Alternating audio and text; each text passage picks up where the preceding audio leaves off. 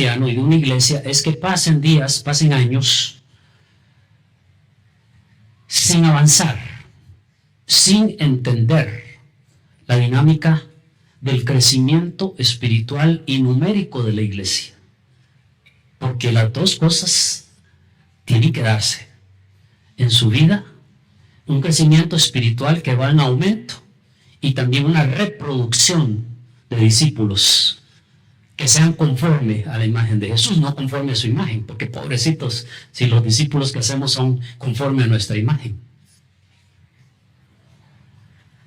Desde que comenzamos el libro de Hechos, hemos visto que desde Pentecostés, en Hechos 2, los cristianos y la iglesia, hermanos, que se fundó ahí, fue llena del Espíritu Santo. Y los cristianos y esa iglesia fueron llenos precisamente para avanzar y para crecer. Usted lo puede ver desde que comenzamos Hechos. Usted cree que si no hubiera crecido, ahí estaría en Jerusalén todavía. Pero fue Jerusalén, Judea, Samaria, y ahora estamos viendo, hermanos, hasta lo último de la tierra de ese entonces. Y el episodio de hoy nos va a mostrar claramente cuáles son esas características, las marcas de un cristianismo, de una iglesia que avanza. Las marcas que tienen que ser suyas a nivel personal, pero también a nivel comunal. O sea, Príncipe de Paz tiene que ser, hermanos, una iglesia que avanza, con cristianos, miembros que avanzan también personalmente en sus vidas, que nadie se quede atrás. ¿Cómo está su vida hasta hoy? En todo el tiempo que usted ha estado aquí, ha avanzado, aunque sea 1 milímetro. ¿Ha ganado usted gente para Cristo? Bueno, vamos a ver el contexto en Hechos 19, versículo 1. Ahí es donde vamos a estar ahora. Dice el texto: mientras Apolos estaba donde, dice, Corinto. Eso lo vimos el domingo pasado, ¿verdad? Ahí pasaron cosas lindas. Priscila y Aquila corrigen su doctrina o su forma de entender la palabra. Y ahora dice el texto: mientras estaba en Corinto, Pablo estuvo recorriendo las regiones altas, y sucedió que cuando llegó ahora a Éfeso, se encontró con algunos discípulos. Ya había unos discípulos ahí, pero vamos a ver de quién eran. Saben que Pablo estuvo en una ciudad, como muchas, y todavía hoy, llena de inmoralidad, de materialismo y de superstición. De hecho, esa es una de las características, digamos, que sobresalen en el texto: la superstición y el tema del oculto. Ahí está, en Éfeso. Y es interesante, hermanos, que aunque uno dice, bueno, hay lugares que como que no prometen mucho, sin embargo, en Éfeso, Pablo no solo logró fundar una iglesia, de hecho la fundó, hermanos, y no solo eso, sino que también casi que un instituto bíblico, en la escuela de un señor ahí, cuyo nombre es Tirano, que suena muy feo, pero no era tan tirano, era ni tiranosaurio, no, era un hombre con un nombre raro. 7 años después, eso lo sabemos por los versículos 9 y 10, por cierto, pero 7 años después, cuando escribe a la iglesia de Éfeso, es un documento, hermanos, que si usted no ha leído, vuélvalo a leer, porque es un documento profundo. Y cuando escribe a esa iglesia, hermanos, qué interesante que él menciona mucho el Espíritu Santo. La pregunta que tenemos que hacernos es: ¿cómo cambian las personas? ¿Cómo es que se da ese dinámico? ¿Cómo podemos cambiar y crecer y avanzar como individuos y como iglesia? Porque yo no me imagino, hermanos, pasar años y años y que seamos siempre los mismos. ¿Cómo hacemos? Y que pasen los años y uno siga siendo la misma figura, genio y figura, con todas sus mañas, ¿sí? No, hay que ir cambiando. Ahora, al leer la narración, vemos que Lucas se enfoca en tres grupos muy singulares en ese capítulo 19 hasta el versículo 20. El primer grupo es un grupo de 12 discípulos de Juan el Bautista. Ahí sí ya nos acordamos nosotros de la historia. Eso está en los versículos 1 al 7. Luego se enfoca en otro grupo, qué curioso, de 7 exorcistas ambulantes. O sea, hombres dedicados supuestamente a sacar demonios en ese tiempo. Y por último, en los 18 al 20, se enfoca en un grupo de personas que todavía tienen prácticas y pecados ocultos ahí en Éfeso. Entonces son tres grupos como muy diferenciados en esos 20 versículos. Repito, lugar complejo, difícil, pero Pablo logra que ellos puedan tener una iglesia y una vida vigorosa. ¿Cómo fue posible? Vea un dato interesante en el versículo 10. Dice el texto, sáltese al versículo 10. Así continuó por espacio de 2 años, de manera que todos en Asia, dice, judíos y griegos, oyeron la palabra del Señor. Impresionante esto, hermanos. Eso es impresionante. O sea, ya Pablo está ubicado en Asia. De hecho, Éfeso es una de las 7 iglesias mencionadas en Apocalipsis en Asia Menor. Una iglesia que después, con el pasito del tiempo, ¿verdad? Parece que en lugar de crecer, dice, perdió su primer amor. Pero en este momento, siempre, hermanos, ¿cómo es que se puede lograr lo que dice el versículo 10? Ese versículo, ¿cómo?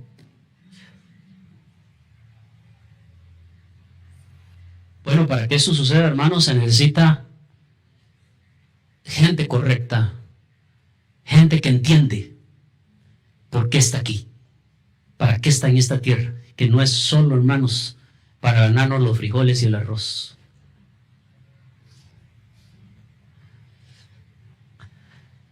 ¿Cuáles características deben ser, hermanos,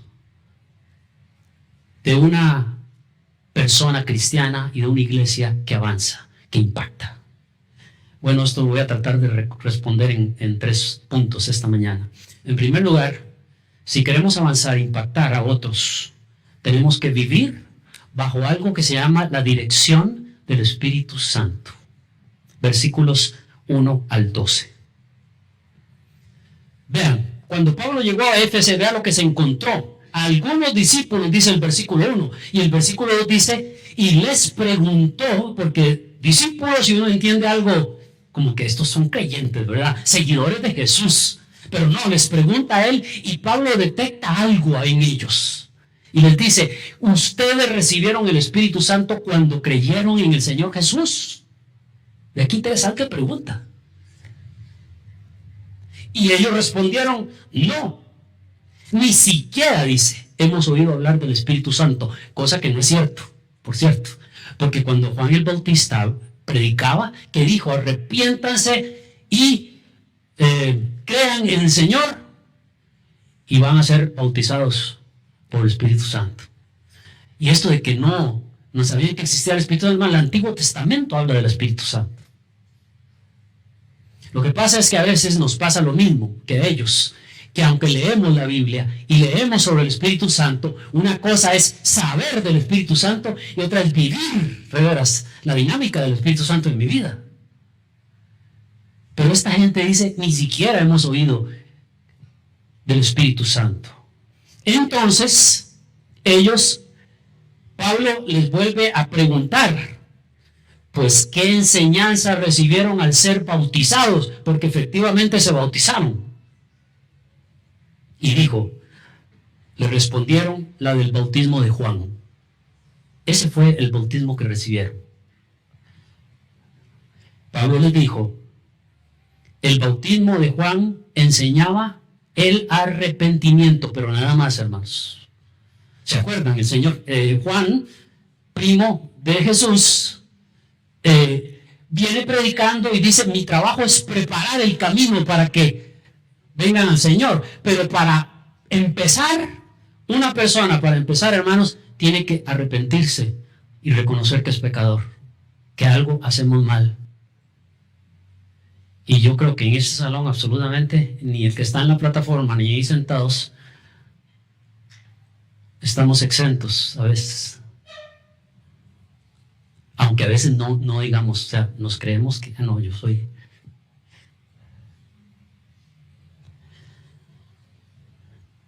Y es curioso cuando yo les dije a ustedes que estos discípulos que tuvieron un excelente líder como Juan el Bautista, hermanos, porque Jesús dijo, no se ha levantado ni se levantará mayor profeta que Juan el Bautista. Y teniendo semejante maestro que también hablaba del Espíritu, sin embargo algo les faltaba. Y Pablo, con el discernimiento del Espíritu Santo, lo detecta. Yo no sé si ustedes han tenido esa experiencia, pero en la vida uno se topa con todo tipo de creyentes, ¿verdad? Y de personas. Y hay un don de discernimiento también de espíritus. Y que por el Espíritu Santo hay alguien como que detecta algo en otra persona, como detecta un tema que tiene que ver con un enredo, una falsedad, algo que no está bien. En la iglesia evangélica y en las iglesias, hermanos, puede estar llenas de gente, pero ¿cuántas realmente han entendido y nacido de nuevo en Cristo? En los versículos 2 y 3, Pablo hace su diagnóstico y Pablo les pregunta esas preguntas importantísimas, con la cual, créanme, hermanos, se han dado infinidad de interpretaciones.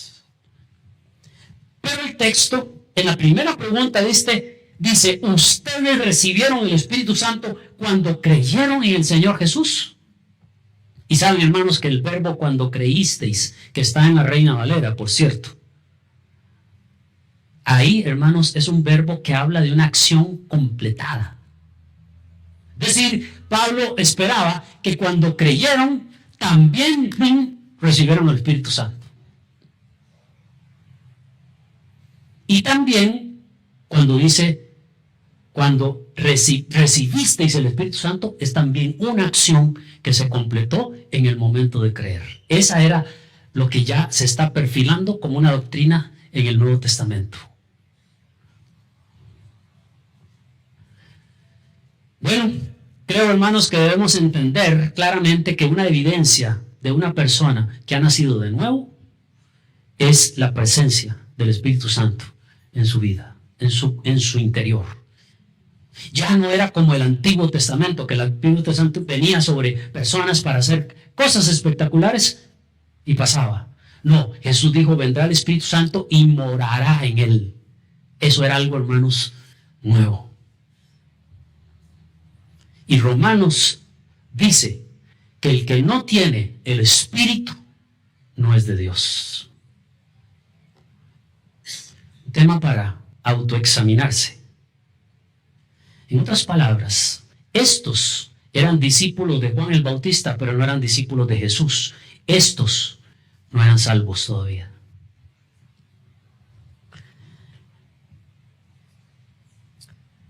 Pablo detecta que les falta algo. Y Pablo les dice, y es interesante porque las preguntas, ven qué interesantes. Él no les pregunta a ustedes, a ellos, ¿hicieron milagros cuando creyeron? No les dice eso, ¿verdad? Ni siquiera les dice, ¿hablaron en lenguas cuando creyeron? Simplemente recibieron al Espíritu Santo cuando creyeron. Entonces es obvio, hermanos, que no tenían un nuevo nacimiento en sus vidas y ellos lo dijeron, ni siquiera sabemos que existe tal Espíritu. Ahora, en Mateo 3:11, cuando usted va a esa palabra, hermano, se da cuenta que Juan sí había predicado el Espíritu, pero ellos como que ese día pasaron de noche, hermanos, por la clase. Y se les olvidó que tenían algo más por delante. Y era creer en Jesús para recibir el Espíritu. Entonces Pablo también asumen que se había bautizado, porque les dice, pues, ¿qué enseñanza recibieron al ser bautizados? De hecho, se bautizaron con Juan el Bautista, en agua, para arrepentimiento. Pero, y aquí viene un tema que posiblemente tiene que ver con Apolos. O sea, Apolos posiblemente era uno que enseñaba muy bien todo lo del Antiguo Testamento, pero se quedó ahí. Le faltaba, hermanos, avanzar y lo que venía por delante. Y eso fue precisamente lo que vimos el domingo pasado con Vivi. Priscila y Aquila lo educaron sobre ese tema. Le faltaba. Y vea qué interesante, hermano, porque de Apolos, ¿qué se decía? Que era poderoso en las escrituras. Mira, yo quisiera ser así. Y que era un predicador fogoso, elocuente, hermanos, que movía a la gente. Pero no sabía todavía estos temas. Y a mí me da miedo, hermano. Yo prefiero escuchar a alguien que no sea tan fogoso y tan poderoso. Bueno, poderoso en las escrituras puede ser que lo maneja demasiado muy bien, pero alguien que haya nacido de nuevo y tenga el Espíritu Santo. Porque si el Espíritu Santo no está, hermanos, de nada vale. Entonces, hay que ver, hermanos, que el texto se refiere a unos hombres que son 12. Y entiendan esto, hermano, no es toda la comunidad de Éfeso, son esos 12. Particular ese grupo que Pablo encontró.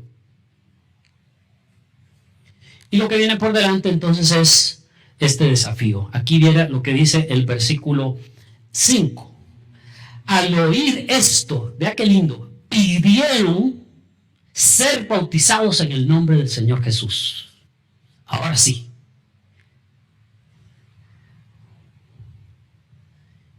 Cuando Pablo les impuso las manos, y aquí está el ejercicio apostólico, dice, el Espíritu Santo vino sobre ellos y empezaron a hablar en lenguas y a profetizar justamente, hermanos, como un Pentecostés que empezó en Hechos 2, para este grupo. Ahora, si usted sigue leyendo todo Hechos y aún el Nuevo Testamento, se da cuenta que nunca más vuelve a repetirse esto. ¿Por qué? Es mi percepción, hermanos. Faltaba este grupo todavía para ser incluido en el cuerpo de Cristo. Entonces no espere, hermanos, usted una experiencia de que creer en Jesús para que usted diga, pero yo también tengo que hablar en lenguas y profetizar. No necesariamente. Además, se requería la autoridad de un apóstol como Pablo. Y yo creo que ese tipo de apóstol ya no hay. Tenemos ahora la palabra profética más segura, a la cual hacemos bien en prestar atención. A esta, hermanos. No a este, a esta. Ojalá que este concuerde con esta. Sí, ojalá. Y ese es el desafío de la iglesia. Bueno, vea qué interesante, hermanos. El punto de énfasis aquí es que para poder ser una persona que avanza y cambia, y una iglesia que impacta, hermanos, debo vivir en la dinámica del Espíritu Santo.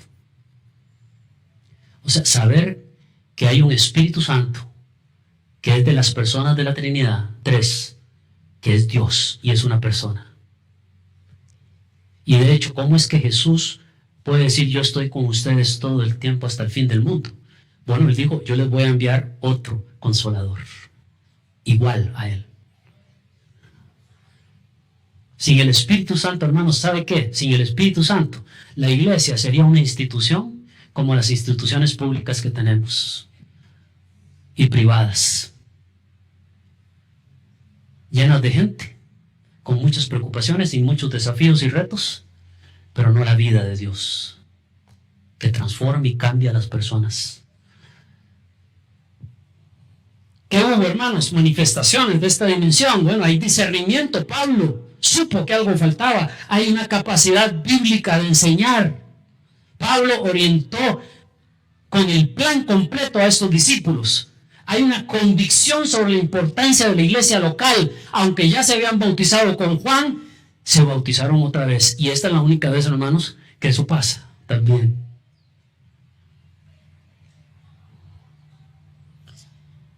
Y obviamente hay una manifestación de las habilidades del Espíritu Santo, que eso yo no niego, tiene que haber, hermanos. Sin las manifestaciones del Espíritu Santo, también, ¿qué somos? Seríamos buenos psicólogos, ¿verdad? Buenos consejeros. Pero para que haya un cambio en las personas, el consejero, el psicólogo, el cristiano, tiene que tener el Espíritu. Y la persona que recibe eso tiene que tener el Espíritu para que algo cambie de veras en su vida. Si no, no hay cambios profundos.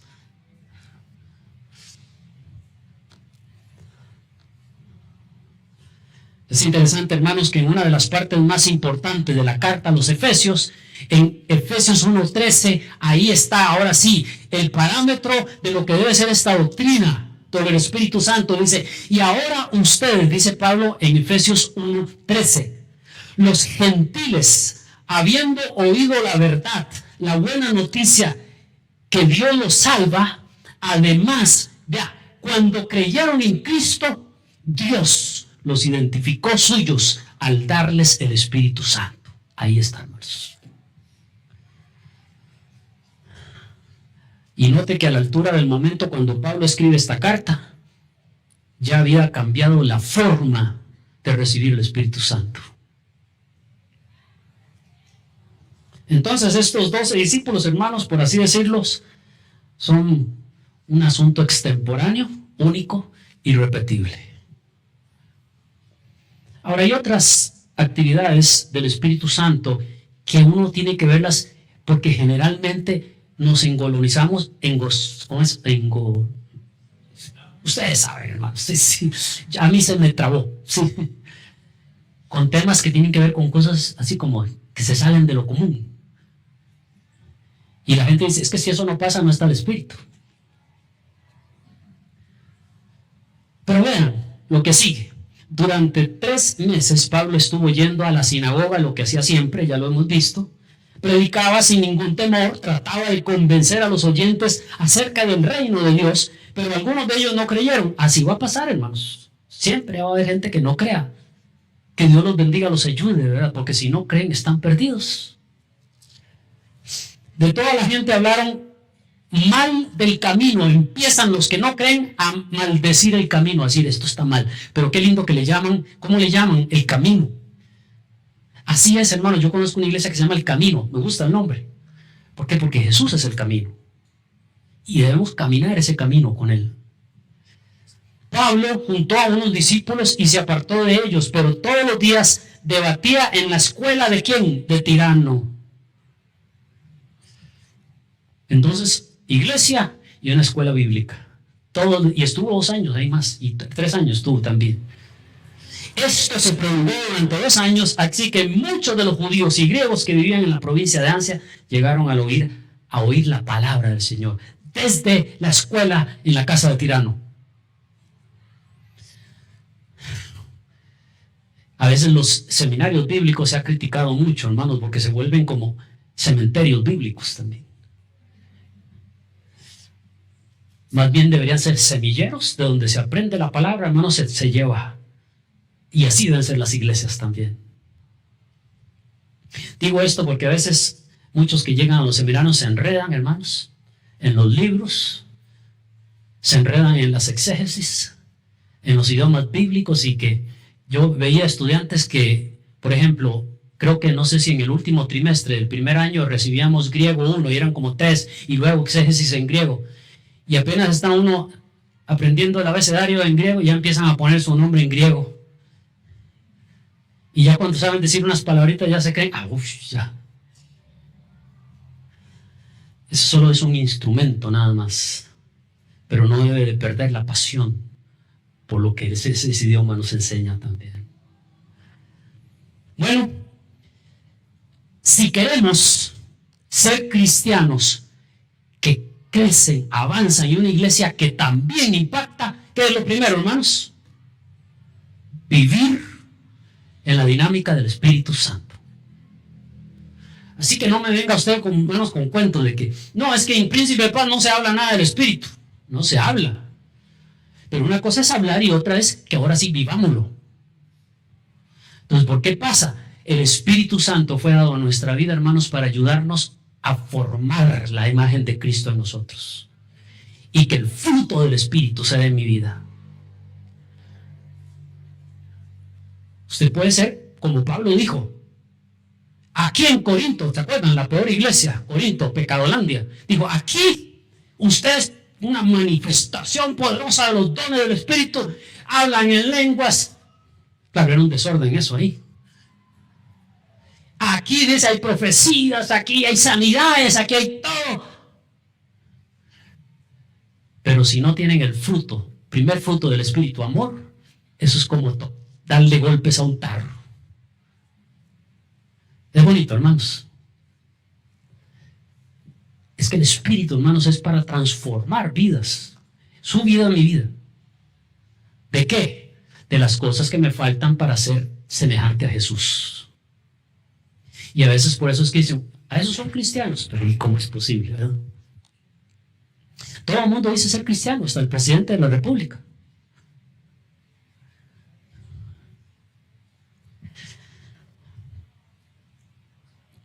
Segundo lugar, si queremos, hermanos, avanzar, tenemos que tener una fe auténtica en el nombre de Jesús.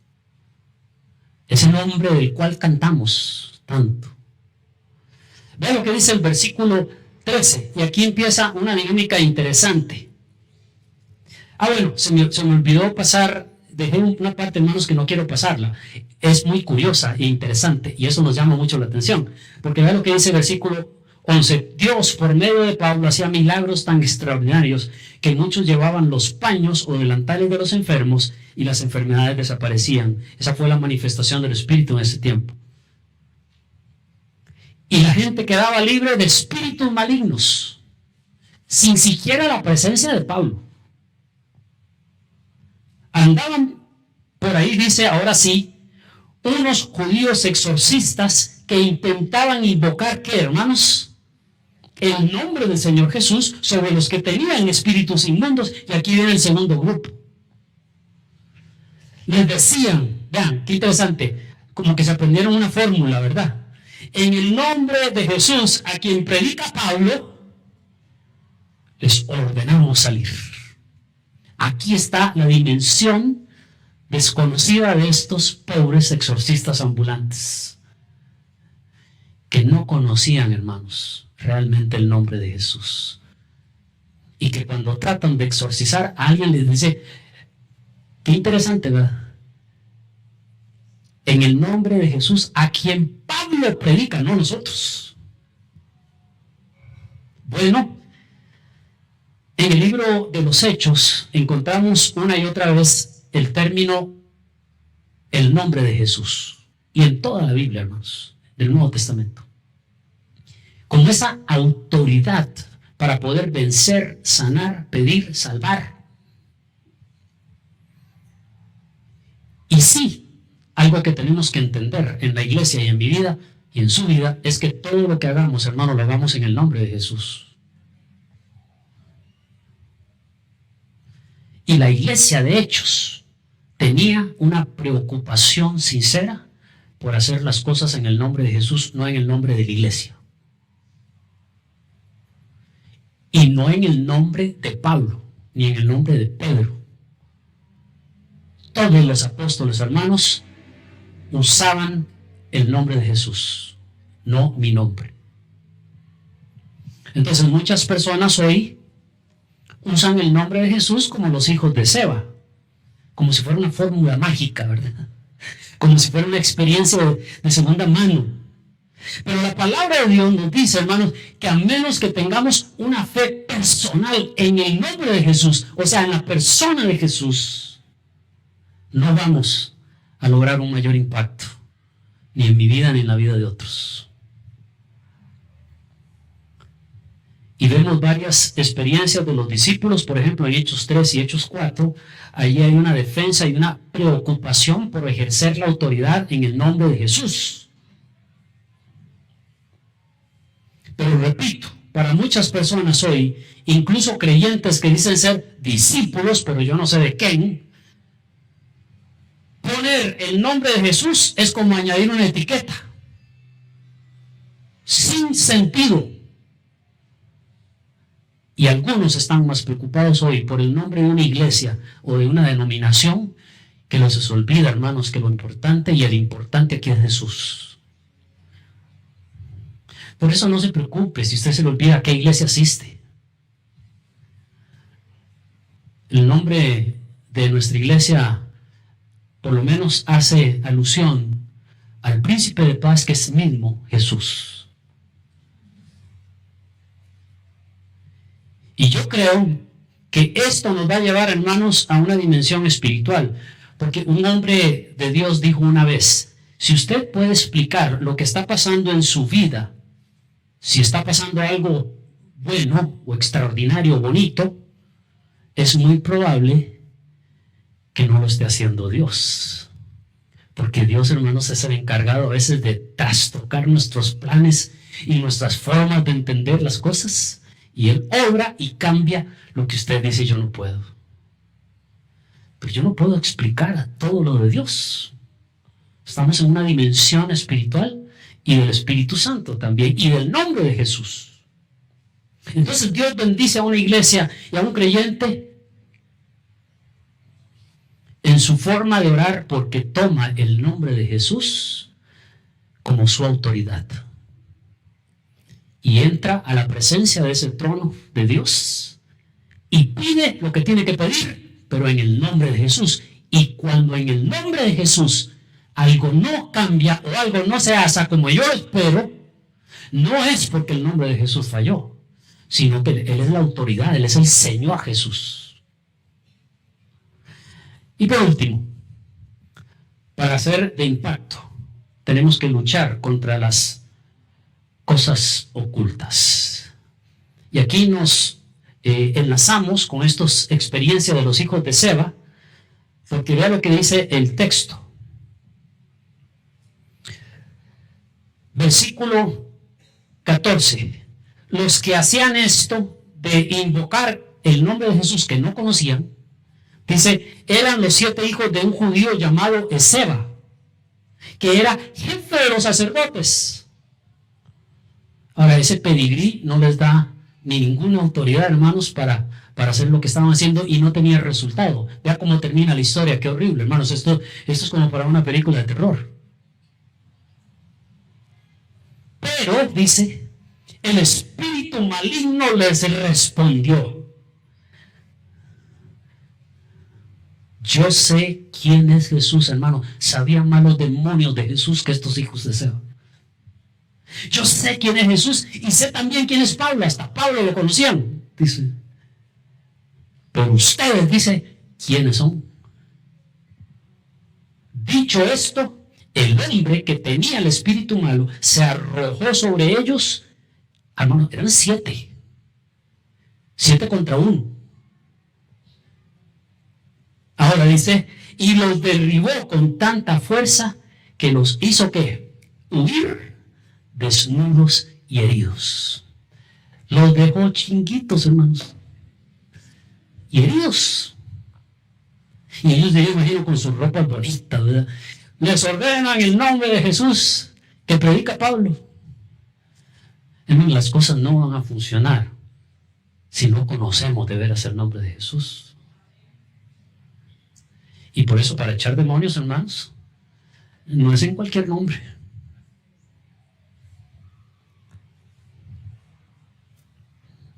Entonces, hay una dimensión también en este relato un poco más sutil del que pensamos, porque a veces pensamos que si no hay un grito así desaforado, ¿verdad?, y maldiciendo a Jesús en una reunión, decimos, no es una posesión demoníaca. Si no hay eso, ¿verdad? Pero hay algo sutil también en el texto. Vea lo que dice ahora. Versículo, vamos a ver al 17. Esto lo supieron todos los habitantes de Éfeso, tanto judíos como griegos, y les entró mucho temor, por lo menos, ¿verdad? pero magnificaban el nombre del Señor Jesús. Muchos de los que habían creído y venían y confesaban sus malas prácticas, hermanos. De igual manera, versículo 19, muchos de los que practicaban la magia, en Éfeso dice, llevaron sus libros y los quemaron delante de todos. Y el precio de estos libros eran de 50,000 monedas de plata. Y fue así como la palabra del Señor fue extendiéndose y difundiéndose con mucha fuerza. Hay una dimensión, hermanos, un poco más sutil del obrar del diablo, y que incluso se puede dar en creyentes. ¿Saben por qué? Porque esta gente dice que ya oyó el nombre de Jesús y muchos temieron. Y los verbos que usaba aquí, hermanos, están en un imperfecto que habla de una continuidad. Este problema es más difícil de diagnosticar a veces. Pero debemos entender que Dios nos puede usar, o no nos puede usar, mejor dicho, para tener un impacto en los demás, si no renunciamos personalmente a cosas ocultas en nuestra vida, que pueden ser pecados o pueden ser cosas que tengan que ver con el diablo. Y a veces es tan sutil, tan sutil.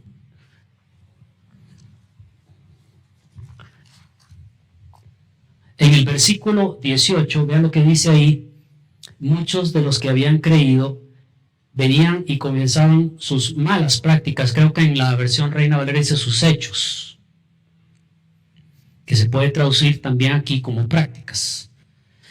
Estaban diciendo que estaban renunciando a sus pecados y prácticas ocultas. Y en este grupo, hermanos, incluía traer libros de magia que tenían en sus casas, en sus bibliotecas, y quemarlos públicamente.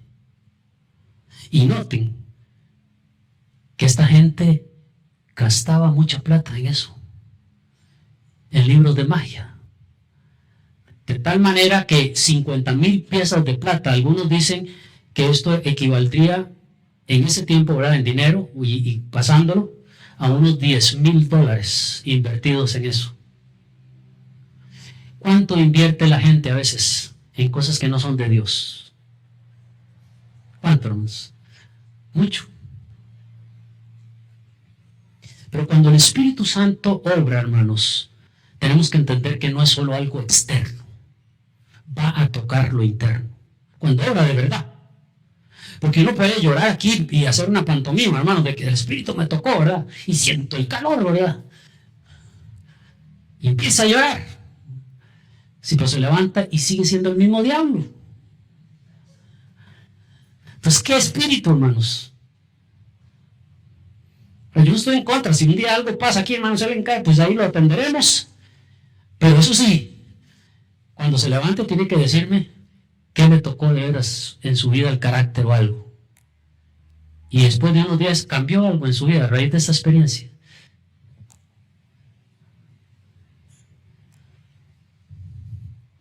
Entonces, tenemos que entender para la iglesia de este tiempo que es muy dada a lo tecnológico, y ya estamos en el siglo XXI, no importa, yo no estoy en contra de todo lo tecnológico. Es más, a mí ya me han criticado mucho, yo quisiera cambiar esto y poner una pantalla de ese tamaño, pero vale mucha plata. Entonces uno se pone a pensar, ¿será que es pecado invertir en eso? No sé, o sea, tal vez es solo un gusto. Todavía se ve bien eso, más o menos, ¿no? Pero ahora uno dice, una pantalla ahora, y que sea esas que se vea nítido, ¿ves? Pero hermanos, el avivamiento en las iglesias o en mi vida personal no viene por técnicas, luces, adornos, sino cuando vemos nuestro pecado, nos arrepentimos y entregamos a Dios todas esas cuestiones ocultas. Es decir, cuando hay creyentes que durante la semana viven vidas santas. Y no venimos a cantar aquí sobre santos el Señor solamente.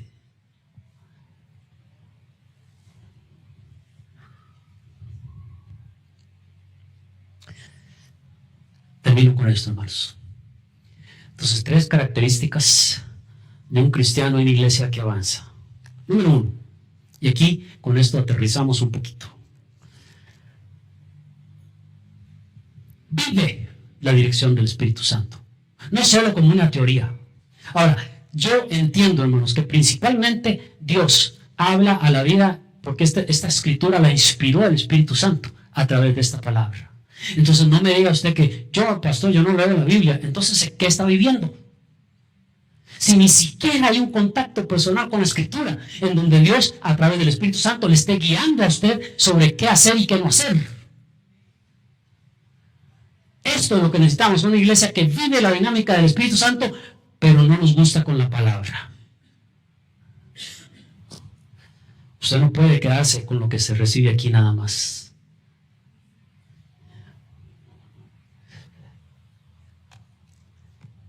Yo también entiendo que el Espíritu Santo habla a través de otras personas que podrían detectar algo en mi vida, pero si es de Dios, es una realidad.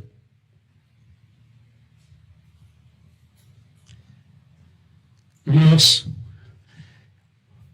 tiene fe en el nombre del Señor Jesús. Fe auténtica, no fe fingida. ¿Se acuerdan? Pablo le dijo a Timoteo, yo sé que en ti habita una fe no fingida, como la que habitó en tu abuela y en tu madre. ¿Cuáles son las fes fingidas? De que somos evangélicos por tradición. O sea, nací en una silla de la iglesia. No, eso es un chiste que decía un pastor, dice, yo pasé toda mi vida, nací, dice, casi que en la banca de la iglesia, me parió mi mamá ahí. Era un chiste, obviamente, hablando de que conocemos desde chiquitos, pero entendemos, tenemos ojos y anteojos todavía, pero no entendemos que hay que nacer otra vez. ¿Para qué? Para que de veras esto del nombre de Jesús sí sea una realidad y no sea solo una etiqueta. Jesús, el nombre de Jesús. Muchos me dirán en aquel día, Señor, Señor, en tu nombre profetizamos, en tu nombre hicimos milagros, en tu nombre echamos fuera demonios. Y que le dice, apartados de mí, nunca os conocí, hacedores de maldad. ¿Por qué? Porque una cosa, hermanos, es usar el nombre de Jesús y los motivos de por qué hicieron eso, que no era para darle la gloria a Dios, pensando que con eso Jesús les decía, así pasen adelante, les tiro a la alfombra roja, ¿verdad?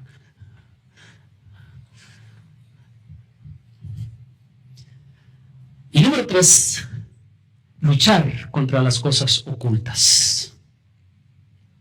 Vivir, hermanos, vidas limpias, transparentes, ante los ojos de Dios primero. Pero por supuesto que si usted está viviendo una vida transparente delante de Dios, usted no diga, entonces me tengo que ir a meter a una cueva. No, viva esa experiencia delante de los hombres también.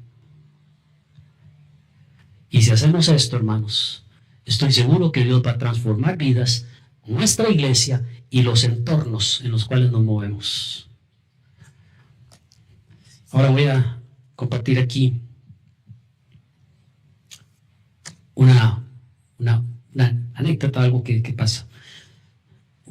Un hombre que quería mucho experiencias raras y todo ese tipo le dijo a un pastor, ¿qué tengo que hacer para que de verdad mi vida cambie?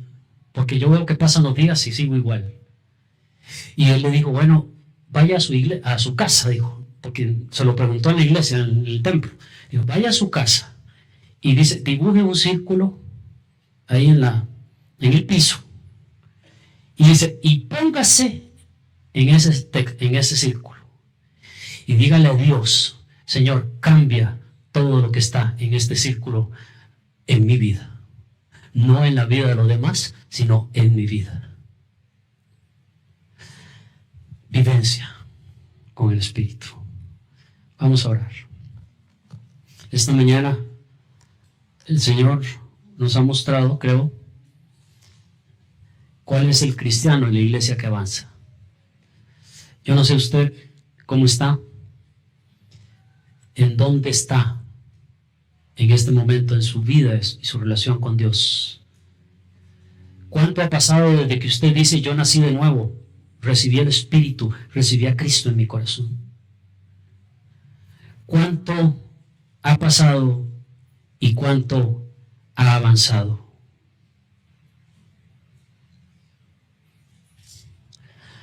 Repito, no es lo mismo tener piernas que avanzar, ni tener ojos y entender. Y si en esta mañana el Señor le ha hablado y le dice, hijo mío, ponte en ese círculo también y dile, cambia y bendice y transforma todo lo que está aquí. Si usted donde está quiere simbólicamente hacerlo, si quiere ponerse de pie y decirle, Señor, yo necesito, yo no estoy hablando a mi esposa, no quiero al de la par, yo necesito vivir una dinámica con el Espíritu, creer realmente en el nombre de Jesús y renunciar a algo oculto en esta mañana. ¿Qué lees? ¿Qué ves? Ponte ahí y dile, Señor, aquí estoy para que me transformes a mí y para que me hagas avanzar e impactar a otros de una manera significativa. Señor, ayúdanos como iglesia también a ser una iglesia de creyentes también, de individuos, de personas nacidas de nuevo, discípulos de Jesús, que también avanzan y renuncian a las cosas ocultas. Gracias esta mañana por hablarnos y queremos experimentar una semana un poco diferente. Que de veras leamos tu palabra y entendamos la voz de tu Espíritu en esa palabra. Y que todo lo que nos estés mostrando que te desagrada, lo llevemos, Señor, y lo quememos, como hicieron los efesios. Cuestiones idolátricas de magia o pecados, de una manera figurativa y en algunos casos tal vez de una manera literal. Gracias por esta mañana. Oramos en el nombre de Cristo. Amén y amén. Que Dios bendiga.